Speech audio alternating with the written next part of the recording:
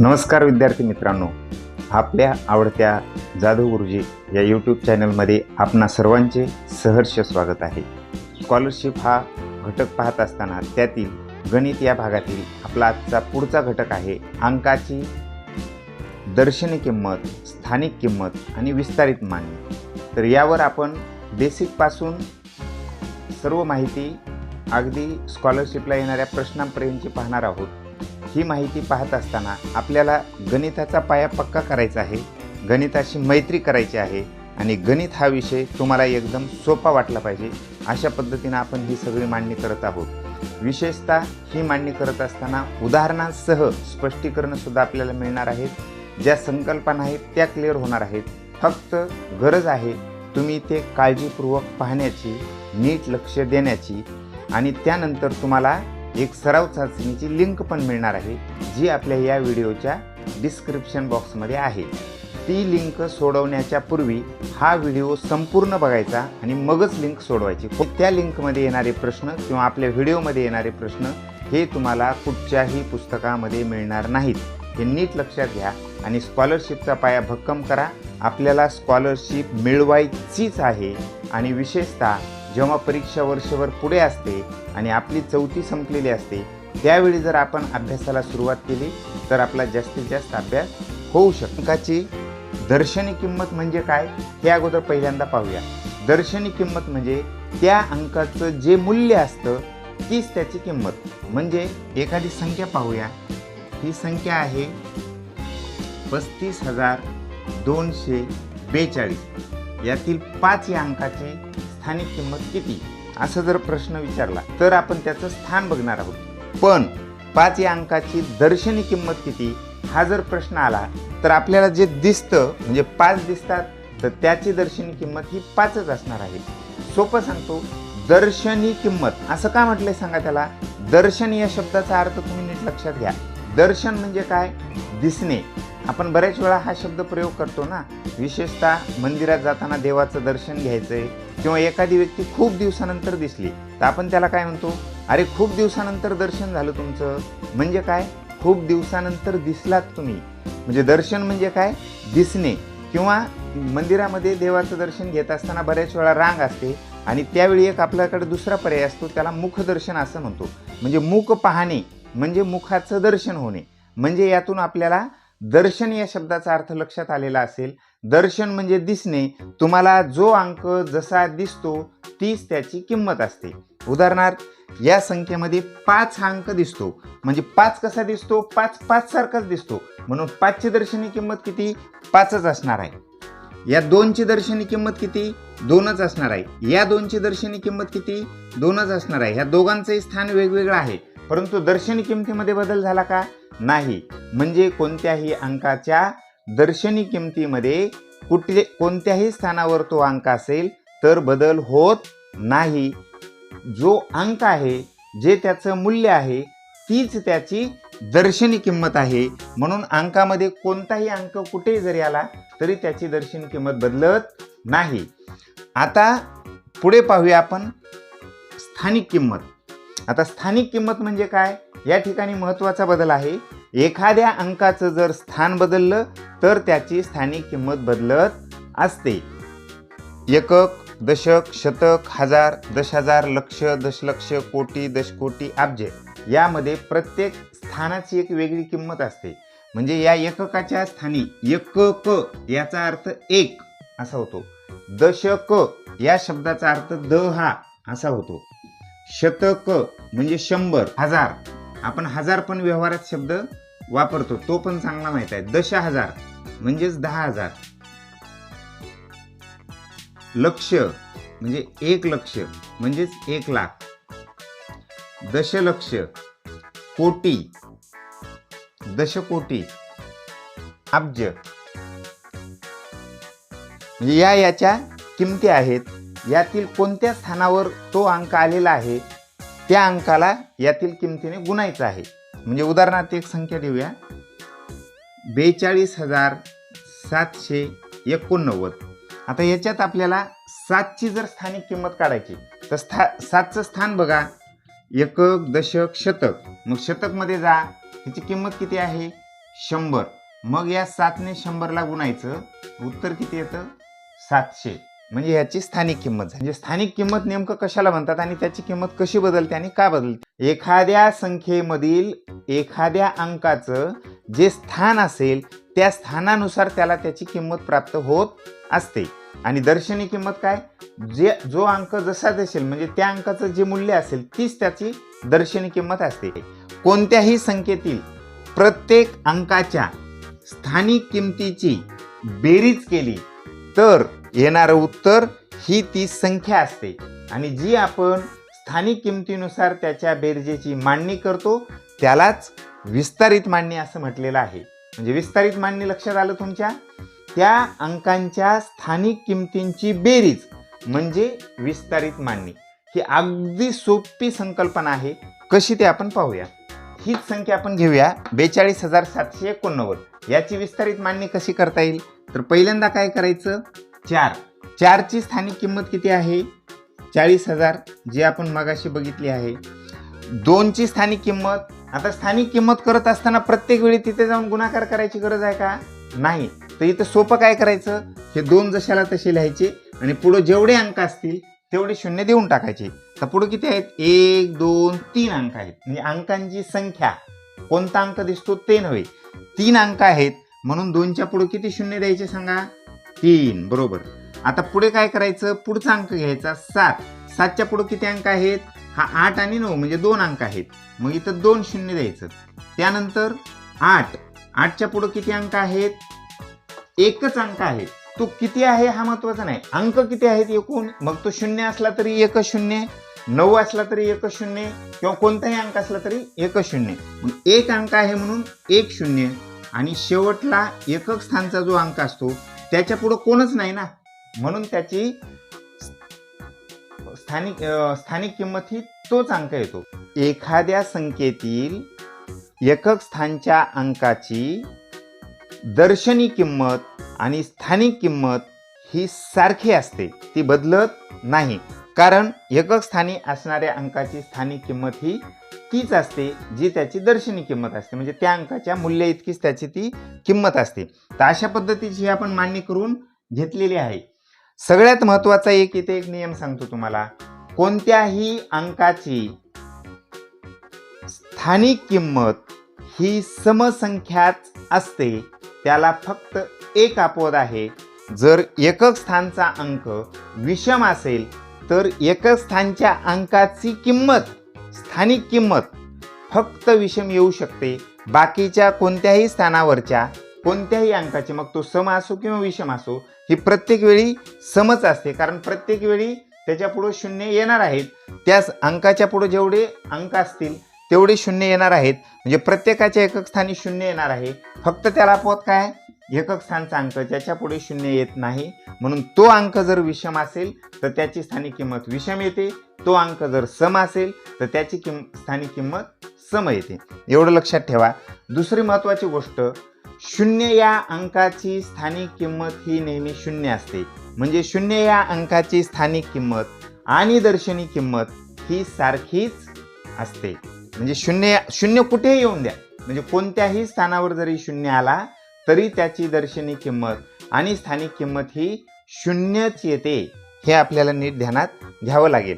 आता या घटकावर अंकाची दर्शनी किंमत, स्थानिक किंमत आणि विस्तार मांडणी या घटकावर प्रत्यक्ष प्रश्न कसे विचारले जातात त्यातले काही आपण नमुने पाहूया. अंकांची दर्शनी किंमत, स्थानिक किंमत आणि विस्तारित मांडणी या घटकावर प्रश्न कसे विचारू शकतात बघा. पहिला प्रश्न आहे 2,44,45,786 या संख्येतील कोणत्या अंकाची दर्शनी किंमत सर्वात कमी आहे? आपण दर्शनी किंमत म्हणजे काय बघितले? जो अंक जसा दिसतो तसा किंवा ज्या अंकाचं मूल्य जे असेल तीच त्याची दर्शनी किंमत. म्हणजे यामध्ये 6 ची दर्शनी किंमत 6 असेल, 5 ची दर्शनी किंमत 5 असेल, 4 ची दर्शनी किंमत 4 असेल, 2 ची दर्शनी किंमत 2 असेल. म्हणजे मग या संख्येतील सर्वात लहान अंक तुम्हाला शोधायचा आहे. तर इथे सर्वात लहान अंक दिसतो तुम्हाला 2, म्हणून 2 ची स्थानिक दर्शनी किंमत ही 2च येणार. 2 ची दर्शनी किंमत किती येणार? 2च येणार. म्हणून सर्वात कमी दर्शनी किंमत 2 या अंकाची आहे. आता दुसरं काय विचारलंय बघा लगेच, आणि कोणत्या अंकाची स्थानिक किंमत सर्वात कमी आहे. आता 2ची दर्शनी किंमत जरी कमी असली तरी या ठिकाणी 2चं स्थान हे काय आहे, कोटी आहे. म्हणजे 2ची स्थानिक किंमत ही 2 कोटी एवढी होते. सर्वात कमी कोणाची असणार, तर जो अंक लहान दिसतो मोठा असतो याचं काही इथं घेणं देणं नाही. तर काय आहे, जो सर्वात लहान स्थानावर आहे म्हणजे 6 हा अंक सर्वात लहान स्थानावर आहे तो म्हणजे एकक. मग याची स्थानिक किंमत ही 6च आहे. मग पुढं 8ची स्थानिक किंमत 80 होईल, याची 700 होईल, याची 5000 होईल, 40000 होईल, असे किमती वाढत जातील पुढं. म्हणून सर्वात कमी स्थानिक किंमत ही एकक या स्थानावरची असते. पण इथे आणखी एक लक्षात घ्या, या सगळ्या संख्येमध्ये 0 कुठेही आलेला नाही. जर एखाद्या ठिकाणी 0 आला तर त्या 0ची स्थानिक किंमत ही सर्वात कमी असते. म्हणजे 0चं स्थान कुठलं जरी असलं तरी त्याची स्थानिक किंमत किती येते, 0 इतकीच येते. म्हणजे तिथे 4 0 दिले म्हणजे खूप जास्त झालं नव्हे. 1 0 दिला तरी तेवढीच किंमत, 4 0 दिले तरी तेवढीच किंमत. त्यामुळं फक्त जर 0 असेल तर आपल्याला 0ची स्थानिक किंमत ही कमी असेल, नाहीतर एकक स्थानावर येणाऱ्या अंकाची स्थानिक किंमत सर्वात कमी असते. आणि जास्त जर विचारली तर आपण बघू शकतो सगळ्यात मोठा इथला अंक कुठला आहे, 8. म्हणून 8ची दर्शनी किंमत ही सर्वात जास्त आहे. आणि कोणत्या स्थानाची स्थानिक किंमत सर्वात जास्त आहे, तर मगाशी आपण बघितले 2ची सगळ्यात जास्त. म्हणजे डावीकडचा जो पहिला अंक असेल तो त्याची स्थानिक किंमत सर्वात जास्त असणार आहे. फक्त दर्शनी किमतीमध्ये मात्र जो अंक मोठा असेल त्याची दर्शनी किंमत ही जास्त असते. पुढचा प्रश्न बघा, 53,400 इथं 2 स्टार दिलेत. म्हणजे एकक आणि दशक या स्थानावर स्टार आहेत. आणि बऱ्याच वेळा मुलांना कठीण वाटणारा प्रश्न हा असतो. अशा पद्धतीनं जर स्टार दिले तर तो प्रश्न मुलांना कठीण वाटतो. या संख्येतील एकक व दशक स्थानच्या अंकांची स्थानिक किमतीतील फरक 63 आहे. तर स्टारच्या जागी कोणता अंक असेल. अशाच पद्धतीचे प्रश्न 2 संख्या खाली वर देतात आणि त्याचे स्टार देतात, त्याची बेरीज खाली अमुक देतात आणि स्टारच्या जागेवरचा अंक ओळखा म्हणतात. तो आपण बेरीज आणि वजाबाकी या घटकामध्ये पुढे पाहणारच आहोत. तर आता आपल्याला या स्टारच्या जागची स्थानिक किंमत कशी ओळखायची किंवा त्याचा अंक कसा ओळखायचा, तर इथे एक सोपी क्लुप्ती सांगतो तुम्हाला. इथे किती आहे, 63. 63च्या पुढची पूर्ण दशक असणारी संख्या कुठली. म्हणजे हे बघा, हे सगळ्यात मोठा अंक इथला दशक स्थानचा आहे ना, तर त्याची पुढची काय करायची, पूर्ण दशक संख्या असलेली म्हणजे 70. 63च्या पुढे किती, 70. म्हणजे 10 20 30 असे दशक असतात ना पूर्ण. 1 दशक, 2 दशक, 3 दशक, 4 दशक, 5 दशक, 6 दशक, 7 दशक. 7 दशक म्हणजे 70 ही पूर्ण दशक संख्या झाली. मग 63च्या पुढे 70, तर हे 70 गृहीत धरायचे. म्हणजे 70 या स्टारची स्थानिक किंमत आहे. आणि मग या 70 मधून किती वजा करायचे, जर ह्याची 70 किंमत असेल तर इथं अंक किती येईल, 7 येईल. म्हणजे इथं जर 7 येत असेल तर इथे पण स्टार आहे, म्हणजे इथं पण 7च येईल. दोन्ही ठिकाणी समान अंक असणार आहे. म्हणजे 7 आली आणि 70 मधून जर हे 7 वजा केले तर वजा उत्तर किती येईल, 63. आलं की नाही बघा. म्हणजे स्टारच्या जाग्यावर 7 हा अंक असणार आहे. आता बघा पुढचा प्रश्न आहे, 4 लक्ष अधिक 40 शतक अधिक 20 दशक अधिक 1 बरोबर किती. तर अशा पद्धतीनं प्रश्न विचारलेला आहे. आता इथं ह्याचं स्थान दिलेलं नाही, म्हणजे 1 आहे म्हणजे तो एककच असणार. कारण इथं जर 9 जरी दिले तरी ते 9 एकक असाच अर्थ होतो. कारण नुसती संख्या जेव्हा दिली जाते तेव्हा ती फक्त एककामध्ये जाते. 4 लक्ष म्हणजे इथं 4 लक्ष लिहिले अधिक 45 शतक म्हटलंय. आपण मागच्या व्हिडिओमध्ये हे बघितलेलं आहे, शतक एकक कसे काढायचे. 10 अंकी संख्या 10 अंकापर्यंतच्या संख्यांचे वाचन लेखन या व्हिडिओमध्ये. त्या व्हिडिओची लिंक या व्हिडिओच्या डिस्क्रिप्शन बॉक्समध्ये दिलेली आहे. बघा 45 शतक म्हटले म्हणजेच हे शतक स्थानी 45 म्हणजे पुढे एकक आणि दशक असणार. बरोबर, एकक दशक पुढचे शतक म्हणजे 45 हे शतक आहेत. पुढे बघा 20 दशक म्हटले हे 20 आणि पुढे एक शून्य म्हणजे हे बघा एकक आणि हे 20 दशक. त्यानंतर 1. आता ह्यांची बेरीज किती येईल बघा. इथे हे 4 लाख, हे 4500, पुढं 200. ही सरळ आपण काय करूया, उभी मांडणी करून बेरीज करूया. 4 लाख पहिले लिहिले, त्यानंतर 4500, 4500 हे एका खाली एक मांडणी करायची, त्यानंतर 200 आणि त्यानंतर 1. या सर्वांची काय करायची, बेरीज करायची. 1 इथे 0, इथे 5 आणि 2 7, इथे 4, हे पुन्हा 0 आणि पुन्हा 4. मी काय सांगितलं, पहिल्या 3 अंकानंतर कॉमा, नंतरच्या प्रत्येक 2-2 अंकानंतर कॉमा द्यायचा. म्हणजे याचं उत्तर येईल 4,04,701. आता इथे बघा, वर देताना तुम्हाला 700 कुठं दिसतात का, नाही. जर तुम्हाला हे पर्याय दिसला तर 700 तर आलेच नाहीत. जिथं 201 येईल ते तुम्ही उत्तर लिहू शकता. परंतु अशा पद्धतीनं गणित सोडवत असताना रफ वर्क करणं जरुरी आहे. कागद आणि पेन वापरा. विशेषतः ज्या मुलांना असं वाटतं मी जास्त हुशार आहे, ती मुलं तोंडी उत्तर काढण्याचा प्रयत्न करतात आणि अशा पद्धतीचे सोपे प्रश्न चुकवतात. पुढचा प्रश्न बघा. 7,07,000 ही संख्या लिहिताना काय झालं, 7,07,000 ही संख्या लिहायची होती, पण लिहित असताना काय झालं, दोन्ही 7च्या मध्ये, आता 7 म्हणजे एकक स्थानचं 7 आहे, हे 7 लक्ष म्हणजे लक्ष स्थानावरचा अंक आहे आणि मध्ये काहीच नाही म्हणजे मध्ये सगळे शून्य आहेत. पण ही संख्या लिहित असताना एक शून्य जास्त लिहिला गेला आणि उत्तर चुकलं. आता उत्तर चुकलं हे कन्फर्म आहे, पण ते उत्तर कितीने चुकलं हे आपल्याला काढायचं आहे. आता कसं काढायचं बघा. पहिल्यांदा आपण काय करूया, 7,07,000 ही संख्या लिहून घेऊया. बघा, पहिले एकक स्थानी 7, हे दशक, शतक, हजार, 10,000, लक्ष, तर ही अशी संख्या आली. ही या संख्येची योग्य मांडणी आहे. पण उत्तर चुकले काय, मध्ये एक शून्य जास्त आलाय, म्हणजे इथं 4 शून्य मध्ये पाहिजे दोन्ही 7च्या मध्ये, तर किती शून्य दिले गेलेत, या ठिकाणी 5 शून्य दिले गेलेत. म्हणजे ती संख्या अशी लिहिली असणार,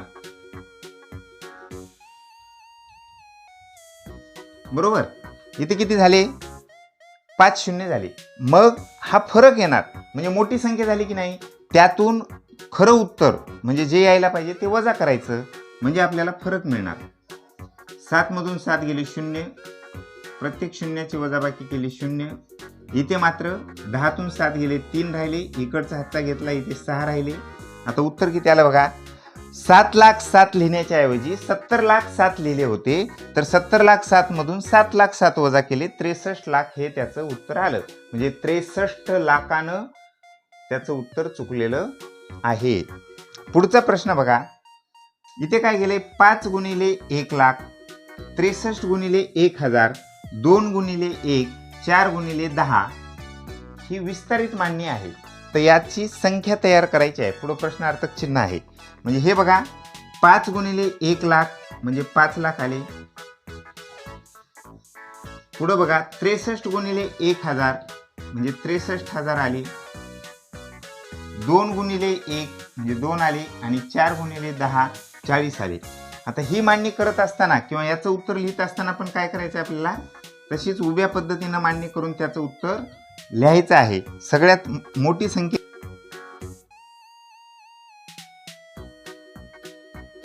5 लाख, त्यानंतर सगळ्यात मोठी कोण आहे, 63,000, राहिलेल्यामध्ये मोठं कोण आहे, 40, आणि शेवटी 2. तर हे अंडरलाईन आपण का करतोय, तर संख्या ह्याच्यातली कुठची शिल्लक राहता नाही आणि कुठची संख्या डबल येता नाही. मग या 2ची 2 आणि 0 2, 4 आणि 0 4, पुन्हा 0चे 0, 3चे 3, 6चे 6 5, 5,63,042 असं याचं उत्तर येईल. आता पुढचा प्रश्न पहा. एका 10 अंकी संख्येच्या कोटी या स्थानावर 7 हा अंक आहे व शतक या स्थानावर 3 हा अंक आहे. बाकी सर्व स्थानावर 1 हा अंक असल्यास येणारी संख्या अक्षरात कशी लिहाल. म्हणजे शतक आणि कोटी लक्षात ठेवायचंय, बाकी सर्व 1 लिहायचे. म्हणून बघा, एकक, दशक, शतक, शतकवर 3, हजार, 10,000, लक्ष, दशलक्ष, कोटी, 7. आता ही किती अंकी तयार झाली संख्या? 1, 2, 3, 4, 5, 6, 7, 8. म्हणजे अजून 2 अंक कमी आहेत. हे 9 आणि हे 10. तर या संख्येचं वाचन कसं होईल? 1 अब्ज 17 कोटी 11 लाख 11,311. प्रश्न बघा, 5 स्टार 4 स्टार 6 8. हे स्टार म्हणजे या ठिकाणी कोणतंही चिन्ह येऊ शकतं किंवा कसंही कोणती आकृती येऊ शकते. या संख्येतील स्टारच्या जागी जर समान अंक असतील आणि त्यांच्या स्थानिक किमतीतील फरक हा 29,700 येत असेल तर ती संख्या कोणती? आता बघा, इथलं स्थान काय आहे? 10,000. इथलं स्थान कसं आहे? शतक. ह्या 2 स्थानातलं मोठं स्थान कुठलं आहे? 10,000. मग दिलेल्या संख्येतील पुढची पूर्ण असलेली 10,000 संख्या म्हणजे इथे 29 आहेत, तर 30,000 ही पूर्ण असलेली, म्हणजे 3 हा अंक येणार कुठे? या ठिकाणी. आणि इथे सुद्धा 3 येणार. म्हणजे 30,000तून 300 जर वजा केले तर 29,700 हे उत्तर आपलं येऊ शकतं. प्रश्न पाहूया पुढचा. 10 लाख या संख्येच्या लगतची मागची संख्या कोणती? आता 10 लाख लिहिताना कशी लिहितात? एकक, एकक, दशक, शतक, हजार, 10,000, लक्ष, दशलक्ष, दशलक्षवर 1 आला म्हणजे हे 10 लाख झाले. याच्या मागची लगतची मागची संख्या म्हणजे ही संख्या जर बघितली तुम्ही तर ही 7 अंकी संख्या आहे आणि ही सर्वात लहान 7 अंकी संख्या आहे.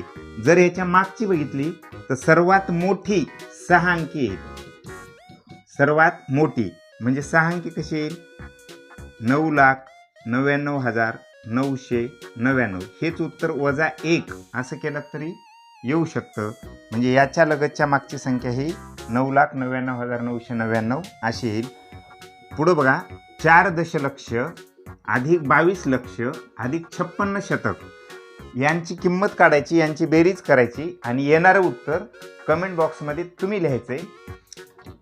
2,44,742 या संख्येतील दशक स्थानच्या 4ची स्थानिक किंमत 10,000 स्थानच्या 4च्या स्थानिक किमतीच्या एकक, दशक, शतक, हजार, 10,000 म्हणजे या 4च्या स्थानिक किमतीच्या किती पट आहे? म्हणजे हिच्या किती पट ही आहे? प्रश्न कसा विचारलाय बघा. म्हणजे ही 4ची किंमत किती येईल? 40,000, कारण 10,000 स्थान आहे याचं. आणि ही किंमत किती येईल? 400. तर ही या संख्येच्या किती पट आहे? आता प्रश्न जर उलटा असला असता, 400च्या किती पट 40,000, तर आपण कसं काढलं असतं? 400 गुणिले किती केल्यावर 40,000 हे उत्तर येईल. इथं बघा, 400च्या पुढे 2 शून्य वाढलेत म्हणजे गुणिले 100 केलं असतं 40,000 उत्तर आलं असतं. हे सोपं होतं. पण इथं नेमकं उलटं विचारले.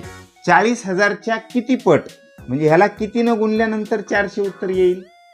गुणलं पाहिजे तर ह्याच्यापेक्षा संख्या मोठी होईल ना. म्हणजे ह्याचा आपण भागाकार केला तरच ती लहान होणार आहे. म्हणजेच 1 भागिले मग छेदामध्ये, आता ह्याच्या छेदामध्ये काय नाही पण याच्या छेदामध्ये जे येईल त्या संख्येनं आपण ह्याला भागल्यानंतर उत्तर पुढचं येतं. मग आपल्याला 400च पाहिजे म्हणजे वरचे 2 शून्य कमी करायचे, म्हणजेच खाली 100 भागावं लागेल. जर 100 भागलं तर हे 2 शून्य आणि हे 2 शून्य कट होतील आणि उत्तर किती शिल्लक राहील? 400. स्कॉलरशिपच्या तयारीसाठी जाधव गुरुजी या यूट्यूब चॅनलला सर्वांनी सबस्क्राईब करा, व्हिडिओ लाईक करा आणि तुमच्यासारख्या गरजू विद्यार्थ्यांच्यापर्यंत अवश्य पोच करा. धन्यवाद.